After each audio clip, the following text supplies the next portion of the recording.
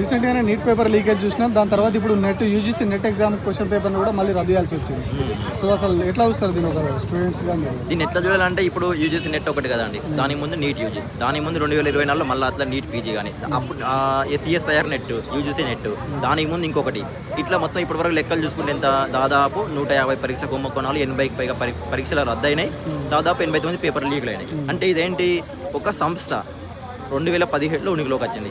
ఏ ఉద్దేశంతో తీసుకొచ్చారు ఇప్పుడున్న బీజేపీ ప్రభుత్వం ఏంటిదంటే, అంతకుముందు పరీక్ష పేపర్లో లీకులు జరుగుతున్నాయి, అవకతవకలు జరుగుతున్నాయి, సో ఇక నుండి అట్లాంటివి జరగవు అనే దాన్ని బట్టి మేము ఒక సంస్థను తీసుకొస్తున్నాం. మా సంస్థ ఏం చేస్తుందంటే దేశంలో ఉన్న పెద్ద ఎంట్రన్స్ ఎగ్జామ్లు అవన్నీ ఉంటాయి, అవన్నీ చూసుకుంటుంది పారదర్శకంగా, ఇట్లాంటి లీకులు జరగకుండా. కానీ జరిగింది ఏంటి, ఇంకా చెప్పాలంటే దాని ముందు జరగని పేపర్లలో లీకులు జరిగాయి కదా, అందులో కూడా పేపర్ లీకులు జరిపి ఎన్టీ అనేది ఒక రికార్డు వచ్చింది. ఏంటి దానికి ఎగ్జాంపుల్, మెడికల్ ఎంట్రన్స్ ఎగ్జామ్ ఇప్పటివరకు లీకులు జరగలేదండి 2017 ముందు.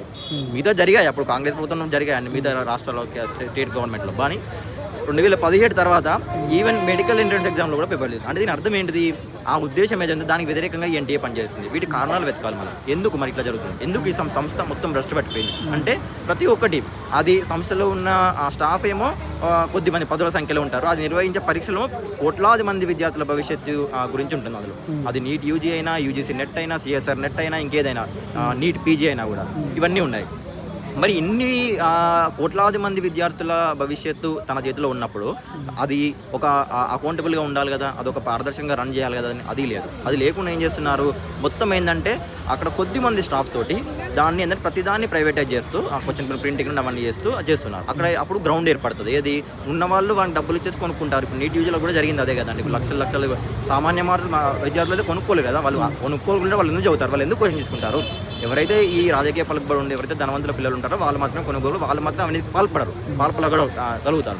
సామాన్య విద్యార్థులు నష్టపోతారు. వాళ్ళే తీరాగా ఎంతో కొంత కష్టపడి కోచింగ్ తీసుకున్నా కూడా ఆత్మహత్యలు చేసుకుంటారు వాళ్ళే, ఎందుకంటే సీట్ రాదని. సో ఇట్లాంటి ఒక సిస్టమిక్ చేంజ్ రావాలంటే మనం ఒక మంత్రి రాజీనామా చేస్తే రాలేదు కదా. సో అందుకోసమని ఎన్టీఏని రద్దు చేయాలి. ఇంకొక విషయం కూడా మనం గమనించాలి, ఇప్పటివరకు జరిగిన పేపర్ లీక్లు ఉన్నాయి కదా, అందులో మొన్న రీసెంట్గా నీట్ యూజీ పేపర్ లీక్ అయిన తర్వాత 47 మంది స్టాఫ్ని వాళ్ళు ట్రాన్స్ఫర్ చేశారు. ఎందుకు చేశారు తెలియదు. ఎవరిని చేసిన వ్యక్తుల పేర్లు కూడా తెలియదు ఇంతవరకు.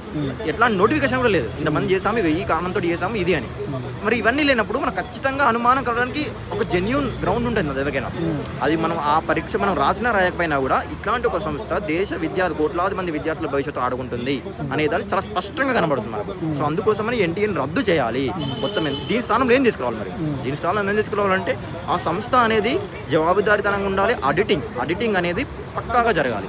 అది ప్రజలకు పూర్తిగా అవైలబుల్గా ఉండాలి. ఆ సంస్థ ఎలా రన్ అవుతుంది, దాని డైరెక్టర్స్ ఎట్లా ఎన్నుకోబడుతున్నారు, వాళ్ళు ఎట్లాంటి ఏ రాజకీయ పార్టీకి అనుబంధంగా ఉన్నారు. ఇప్పుడున్న చైర్మన్ చూడండి, అంతకుముందు మధ్యప్రదేశ్లో ఇప్పుడున్న ఎన్టీఏ చైర్మన్ ఎంబీబీఎస్ జరిగినప్పుడు అప్పుడు ప్రొఫెసర్లు ఇట్లాంటి వాళ్ళు ఉన్నప్పుడు పిహెచ్డి అర్హత లేకున్నా కూడా, ఎక్స్పీరియన్స్ లేకున్నా కూడా వాళ్ళకి ఇచ్చేశాడు. ఈ వ్యక్తే ఆర్ఎస్ఎస్కి అట్లాగే బీజేపీకి చాలా క్లోజ్ పర్సన్. ఆయన ఇప్పటికి కొనసాగుతున్నాడు, మనం ఇప్పటికి కొనసాగుతున్నాడు కూడా ఆయన కూడా. సో అసలు ఇప్పటి వరకు గత 2 సంవత్సరాలలో ఎన్టీఏ డైరెక్టర్ బోర్డ్స్ 2 సార్లు మీట్ అయింది, అంటే కూర్చొని చర్చించడానికి. అసలు ఇన్ని ఎగ్జామ్స్ ప్రతి సంవత్సరానికి ఇన్ని ఒక పెద్ద ఎంట్రన్స్ ఎగ్జామ్లు నిర్వహిస్తున్నప్పుడు 2 సార్లు మీట్ అవుతుంది. అసలు అది చాలా జెన్యూన్ అవుతుంది కదా.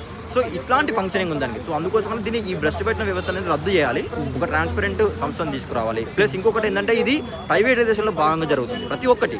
అది ఈవెన్ మన తెలంగాణ రాష్ట్రంలో కూడా చూస్తున్నాం కదండి, ఒకప్పుడు గ్రూప్ 1 పేపర్ లీక్ అయింది. ఎందుకు ఇవన్నీ ఏంటంటే మనకు విద్యతో పాటుగా విద్యా వ్యవస్థలో నిర్వహించే పరీక్ష పేపర్లు కూడా ప్రైవేటైజ్ అవుతున్నాయి. సో లాంగ్ టర్మ్లో మనకు ప్రైవేటైజేషన్ రద్దు చేయాలనే డిమాండ్తో కలిపి ఈ డిమాండ్ ఎత్తాలి. అంటే పాలకులకు చిత్తశుద్ధి లేనప్పుడు, పాలకులకు మంచి చేయాలనే ఉద్దేశం లేనప్పుడు ఈ ఎన్టీఆర్ రద్దు చేయడం వల్ల, విద్యాశాఖ మంత్రి ఒకటి రాజీనామా చేయడం వల్ల ఇట్లాంటి వాటి వల్ల ప్రయోజనం ఉంటుంది అనుకుంటున్నాను. అందుకే ఇట్లాంటి వాటి వల్ల తాత్కాలిక ప్రయోజనం ఎంతో కొంత ఉంటుంది, ఉంటుంది అది. ఎందుకంటే వాళ్ళు మొన్న రీసెంట్గా చూద్దాం, ధర్మేంద్ర ప్రధాన్ రాజీనామా చేశాడు. అక్కడ మనం నిరూపించిన సమిష్టిగా మనం పోరాడితే సాధించేది ఏం లేదు, ఖచ్చితంగా సాధిస్తాం వాళ్ళు ఎంత మొండిగా ఉన్నా కూడా అనేది మనకు అర్థమైంది. అయితే అదేంటంటే ఒక సింబాలిక్ విక్టరీ మాత్రమే, అందుకోసం జరిగింది. సో మన సిస్టమిక్ కావాలంటే ఒక మంత్రి పోతే ఇంకో మంత్రి వస్తాడు, ఈ సంస్థ పోతే ఇంకో సంస్థ అవుతాయి. కానీ మనకు అల్టిమేట్గా జరగాల్సిందంటే ఈ వ్యవస్థ అనేది, విద్య అనేది మనకి ఏంటంటే సమానంగా ఉచితంగా ఉండాలి. ఇప్పుడు ఒక సమాజంలో ₹1,00,000 పెట్టే ఒక రకం విద్య, 10,000 పెట్టి ఒక రకం విద్య, అసలు ఎట్లాంటి రూపాయి పెట్టకుండా ప్రభుత్వ స్కూల్లో ఒక రకం విద్య, అక్కడ ఇట్లాంటి టీచర్స్ అవ్వడం. సో ఇట్లాంటి ఎగుడుదిగుల విద్య ఉండడం అనేది ఖచ్చితంగా ఒక రకంగా అవినీతికి దారితీస్తుంది. సో ఇట్లాంటి ఎగుడుదిగుల విద్య అందరికీ యూనిఫామ్ ఫ్రీ క్వాలిటీ ఎడ్యుకేషన్ అనేది మన హక్కు. అది అంటే విద్యా వ్యవస్థనే సమూలంగా మార్చాలి. ఇది మనం ఒక దీర్ఘకాలిక ఉద్యమం. అది ఒక దీని కేంద్రంగానే మనం ఒక విద్యార్థి యోజన మాస్మూని నిర్మించాలి. అందులో భాగంగా మనం ఇప్పుడు ఈ ఎన్టీఏ కూడా దానితోటి లింక్ అయి ఉంది. ఇప్పుడు నీట్ యూజీ అయినా కూడా ఇప్పుడు మనం నీట్ యూజీ పేపర్ లీగలే కదండి. అక్కడ ఎన్ని సీట్లు ఉన్నాయండి? మామూలు 1,30,000 సీట్లు ఉంటాయండి. రాసేది ఎంతమంది? 20 లక్షలకు పైగా రాస్తారు. అంటే మనకు డాక్టర్ల కొరత ఉంది కదా, డాక్టర్లు కూడా అవసరమే కదా, మనకు టీచర్లు అవసరం లేదా, మనకు స్కూల్ అవసరం లేదా, స్కూల్ కట్టడానికి ఇంజనీర్లు కూడా అవసరం పడతారు కదా, ప్రతి రోడ్లు అవసరం పడతాయి కదా, మనకు అన్ని అవసరాలు ఉన్నాయి. కానీ అక్కడ మనం ఏదైనా కొరతను సృష్టించాలి. అందులో ఎవరు లబ్ధి పడతారు? కొద్దిమంది కంపెనీలు, రియల్ ఎస్టేట్ ఓనర్లు, దానికి వాళ్ళకి చెందాలి పొలిటికల్ పార్టీలు, ఇవే లాభపడతా ఉంటాయి. సో అల్టిమేట్గా అందుకే మనం ఆ దీర్ఘకాలికంగా మనం వీటి యొక్క మూలాలను గుర్తిస్తూనే మనకి తాత్కాలికంగా ఉన్న వాటికి కేంద్రంగా మనం ఆ డిమాండ్ నెత్తుతూ దానికి ముడిపెట్టి మనం ఈ పోరాటాలు చేయాలి. అప్పుడే మనకు నిజమైన పరిష్కారం అని లభిస్తుంది.